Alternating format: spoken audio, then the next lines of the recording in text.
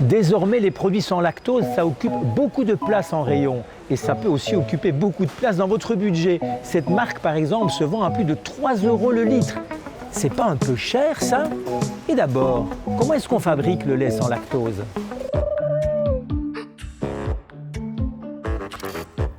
Pour fabriquer du lait sans lactose, l'industrie s'inspire tout simplement de notre système digestif. Si vous avez ici la molécule de lactose, elle est constituée de 2 sucres, le galactose et le glucose. Cette molécule, nous ne sommes pas capables de la digérer comme ça. Il nous faut une enzyme qui va agir comme une paire de ciseaux, qui va couper la liaison pour libérer les 2 sucres constitutifs.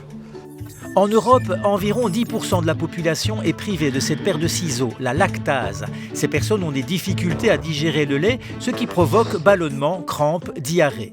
Alors, la laiterie fait le boulot à la place de l'estomac. Simplement en incorporant la lactase dans le processus de fabrication du lait, les propriétés nutritives du lait sont intactes. Le problème avec cette technique, c'est que le lait a un goût beaucoup plus sucré. Démonstration. Lequel est le plus sucré? Celui-ci. Certaines techniques de fabrication permettent de limiter ce goût sucré, mais cela augmente le coût, évidemment.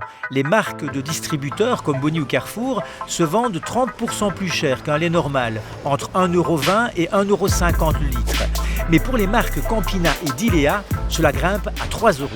Ni Dilea ni Campina n'ont accepté notre demande d'interview. Le prix élevé de leur lait sans lactose s'expliquerait aussi pour ses propriétés en cuisine, plus proches d'un lait normal.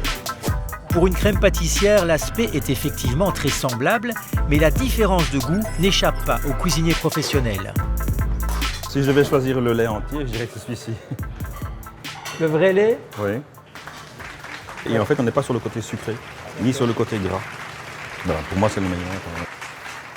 Le prix d'un carton de lait, ça peut aussi être le transport. Avec ce petit code, on peut savoir où a été fabriqué le produit. Nous avons fait la recherche, nous sommes arrivés en Espagne, à Urnieta. Ce carton a fait 1200 km pour arriver chez nous. Fabrication, transport, marketing, des produits laitiers sans lactose, ça coûte cher. Mais est-ce que c'est utile? Le lait, c'est comme un aliment nutritif qui est intéressant, qui est riche en calcium, qui est riche en vitamine D. Et donc, c'est vrai que je pense que l'organisme n'est pas fait pour en consommer des grosses quantités toute la vie. Mais néanmoins, dans une population où il y a pas mal de carences en vitamine D, où on est assez peu exposé au soleil, je pense qu'avoir des aliments qui contiennent du calcium, de la vitamine D, c'est quelque chose d'intéressant. Bon à savoir, certains produits laitiers contiennent naturellement peu de lactose. C'est le cas des fromages à pâte dure ou des yaourts, par exemple. La mention zéro lactose ici, c'est d'abord du marketing. C'est peut-être pas la peine de payer son yaourt 2 fois plus cher.